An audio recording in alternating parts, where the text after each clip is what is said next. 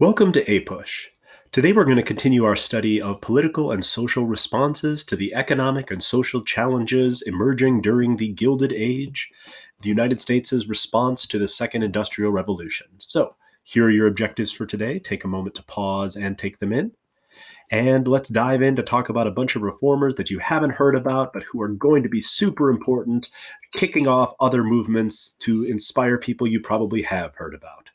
So, what happens when the fat cats of society get far too fat and economic and political power tends to flow to a small group of monopolists? Well, you start getting pushback from a variety of different people.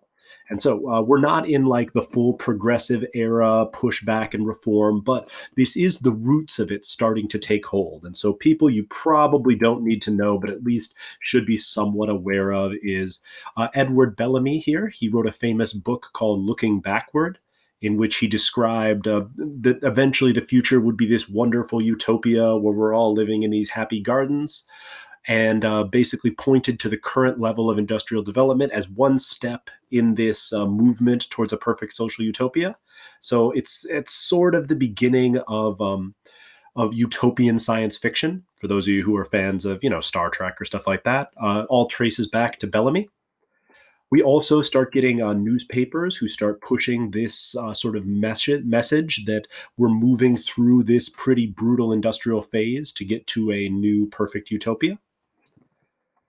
But Henry George is by far the most important American social economist. So here's Henry George. He wrote an incredibly influential book called Progress and Poverty, the basic thesis was the economic booms and busts hurt a variety of different people.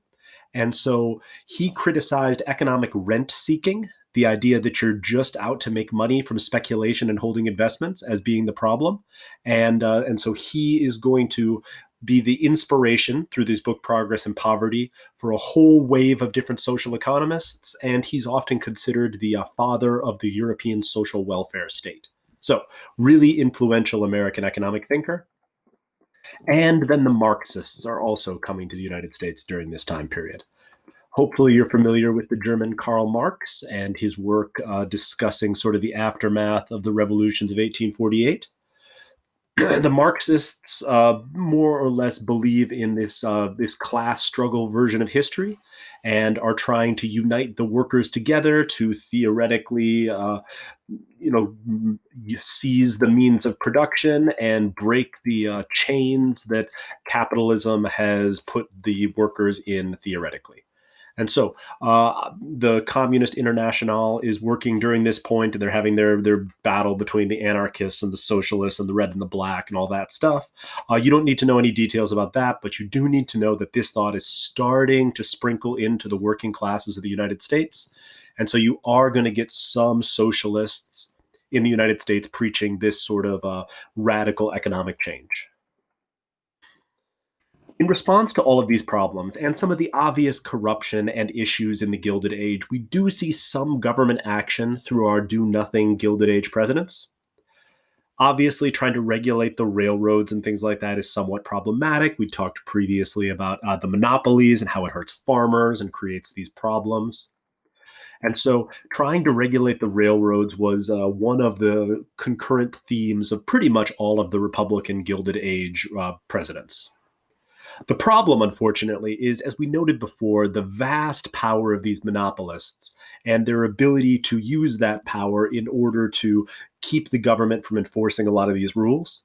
And so, for example, we're going to get stuff like the Interstate Commerce Act of 1887. And so we do get Grover Cleveland does pass the Interstate Commerce Act. And theoretically, it should give the federal government the right to regulate railroad rates. But the Supreme Court, as we see here, is going to significantly weaken it by the end of the century. And the Interstate Commerce Act during this time period was really never widely enforced, simply because obviously the overarching power of the railroads really prevent that from happening. So we get legislation passed, but then it's not actually enforced. The same is the case for the even more famous Sherman Antitrust Act. This is passed by the Harrison administration. And the goal, of course, is to break up monopolies and allow competition to again flow, pushing innovation and providing for lower prices. Because, of course, one of the effects of monopolists is they can charge whatever price that they want. So, how do you break that up? Well, you smash the monopolistic trusts and allow the highway of competition to drive prices down as more people move into the market. The problem, again, massive power of these monopolists. Here we see some sort of muscular guy representing the trusts holding the hands of Mark Dollar Bill Hanna, one of the Republican strategists of this time period. And so the end result is we do get a Sherman Antitrust Act, but when anyone tries to bring any suit against any company, for example, when the American Sugar Refining Corporation had 90% of the sugar refining capacity of the United States.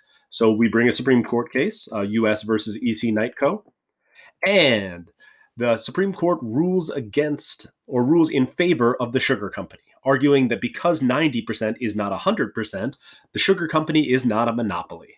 And so the Sherman Antitrust Act is absolutely a thing that's on the books. But as far as its ability to actually regulate any of this stuff, not so much. And so here's the Cleveland administration shackled to the sugar trust, and the power of monopolists continues unabated. Other Supreme Court cases are also going to weaken government enforcement of any of these rules. The Supreme Court case pretty consistently sides with big business during this time period. You don't need to know the details of this, but basically, if they try to regulate workers' hours in mines, the Supreme Court strikes it down. They try to regulate bakers' hours in New York, the Supreme Court strikes it down. And they try to argue, but the Supreme Court does step up and limit women to 10-hour workdays for predominantly sexist reasons.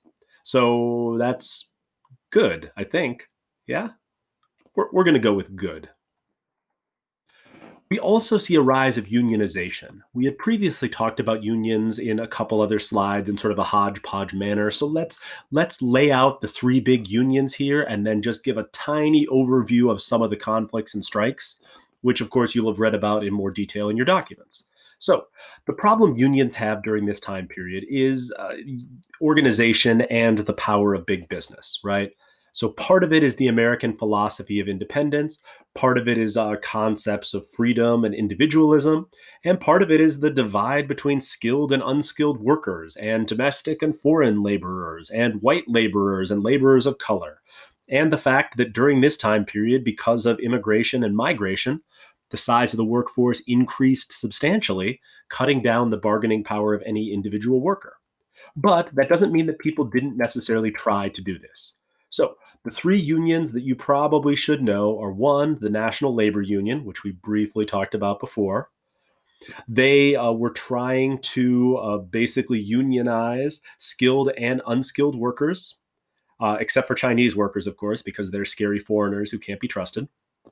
And so they were trying to push Chinese exclusion acts, which we'll be talking about later. And they're eventually going to fall apart. And the union of skilled versus unskilled workers really never ends up effectively happening. And so the Knights of Labor is going to try to, again, pull together all these people. And they're going to push for things like the 8-hour workdays and child protection and stuff like that. But at the Haymarket riot, it was a massive protest in Chicago. A bomb went off, dropped by an anarchist who was not associated with the Knights of Labor, which ended up basically destroying the credibility of the Knights of Labor. And so the Knights of Labor are going to disappear, and then they're going to be replaced by the American Federation of Labor, who's pushing for mostly unionized skilled workers. And they were able, with that very limited agenda, to get some successes and protections for unionized skilled laborers, although foreign workers and non-skilled workers and women were basically on their own. So those are the basic three labor unions that you should be aware of. And then there's the IWW, which is the socialists or the wobblies. They were trying to unite together the international workers of the world to rise up in some sort of pseudo workers' revolution. You should probably know Mother Jones, who is probably the most prominent American proponent of the IWW. And the government is going to crack down relatively hard on them, especially once we start getting into the Red Scares in the future. There's really two major strikes that you need to know about. The Pullman rail strike was a strike against the Pullman sleeping car company and any train that would carry these sleeping cars. It was organized by Eugene Debs, who would eventually become big in the whole AFL. And so he proposed this massive strike, shutting down pretty much any rail depot that where trains carried these Pullman cars, and a massive organizational strike trying to shut down the transportation infrastructure of the United States. And federal troops were called in to break it up. And so, after the strikers violently tried to shut down a number of rail depots, federal troops marched in, the trains continued to roll, the union was broken, and Debs was thrown in jail. And so, the end result of the Pullman rail strike is failure for the union, and the government intervenes on the side of big business, which surprises hopefully none of you at this point. So here's Eugene Debs in jail. We're going to come back to him. He's gonna be just below the surface of our narrative for a lot of this, becoming increasingly radicalized for what I hope are obvious reasons. Then you've got the Homestead steel strike. This is in Carnegie's steel plant in Homestead, Ohio. The workers went in, occupied the plant, and shut it down. Carnegie raised a private army of Pinkertons from the Pinkerton Detective Agency to go in and fight the workers. You have this pitched battle, including a very exciting aquatic landing at night, and the Pinkertons are driven off. But in the end, the workers are crushed, mostly by National Guard troops sent in by the government, and the same thing happens. The workers are all fired, they're replaced, and the strike fails. So here are troops marching in to restore order at the Homestead strike. Hopefully, there are some similarities. You can see some similarities between these two strikes and the way the federal government reacted to all of these different movements. And the end result, of course, very, very slow and gradual gains, but you are getting greater levels of coordination between the different labor groups, which is going to lead to progress in the future. So, baby steps. And of course, the Homestead strike paints Carnegie in somewhat of an unhappy light, sort of going against his grandfatherly gospel of wealth, distributing his money to everyone, and significantly tarnishing his image for a lot of people. So that brings us to our conclusion here. Hopefully, you can adequately answer these questions. And then we'll be back to talk about more change and reform.